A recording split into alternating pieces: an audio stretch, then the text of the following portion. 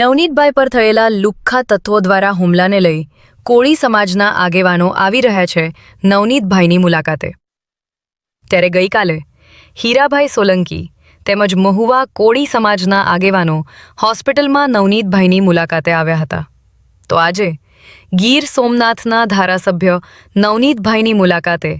Bagdana trust મામલે થયેલ કોળી આગેવાન નવનીતભાઈ પર હુમલાને લઈ આજ રોજ ગીર સોમનાથના ધારાસભ્ય પણ પહોંચ્યા હનુમંત હોસ્પિટલની મુલાકાતે। તેમજ ગીર સોમનાથના ધારાસભ્યએ જણાવ્યું કે જ્યાં સુધી નવનીતભાઈને ન્યાય નહીં મળે ત્યાં સુધી અમે તેમની સાથે જ રહીશું। ગીર સોમનાથના ધારાસભ્ય તરીકે સેવા આપું છું ત્યારે આજે મહુવા મુકામે જે નવનીતભાઈ ઉપર અંદાજિત 3 દિવસ પહેલાં જે હુમલો થયેલો હતો અને નવનીતભાઈ ઉપર ખૂબ ઘણા લોકો દ્વારા આક્રમક રીતે હુમલો કરવામાં આવેલો હતો અને નવનીતભાઈને ખૂબ પગમાં, હાથમાં અને સંપૂર્ણ શરીરમાં ઈજાઓ થઈ છે અને એમને પોલીસ તંત્રને ફરિયાદ લખાવેલી હતી, પણ પોલીસ દ્વારા સાચી ફરિયાદ ન લખવામાં આવેલી અને સાચા આરોપીને ન પકડવામાં આવેલો। એના માટે થઈ અને નવનીતભાઈ આજે અહીં દાખલ છે અને હું વિસ્તારના ધારાસભ્ય તરીકે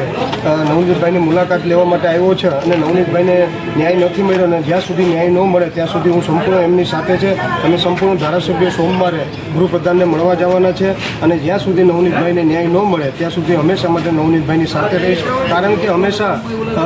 કોઈ પણ ગુનેગાર હોય, જે પણ જ્ઞાતિનો હોય, એમ અમારી જ્ઞાતિનું હોય કે કોઈ પણ જ્ઞાતિનો ગુનેગાર હોય, એનું કોઈ ધર્મ ન હોય અને ગુનેગાર હંમેશા ગુનાની પ્રવૃત્તિ સાથે જ જોડાયેલા હોય છે। એટલે ગુનેગારનું કોઈ ધર્મ ન હોય ને કોઈ જ્ઞાતિ નહીં હોતી હોય છે, એટલે ગુનેગાર હોય છે અને જે પણ જ્ઞાતિનો ગુનેગાર હોય હંમેશા ગુનેગાર ગુનો કરતો હોય ત્યારે જેની ઉપર અન્યાય થતો હોય હંમેશા મેં જેને ન્યાય માટે થઈને જેની ઉપર અન્યાય થતો હોય એને ન્યાય મળે એની સાથે હું હંમેશા માટે રહ્યો છે અને રહેવાનું છું।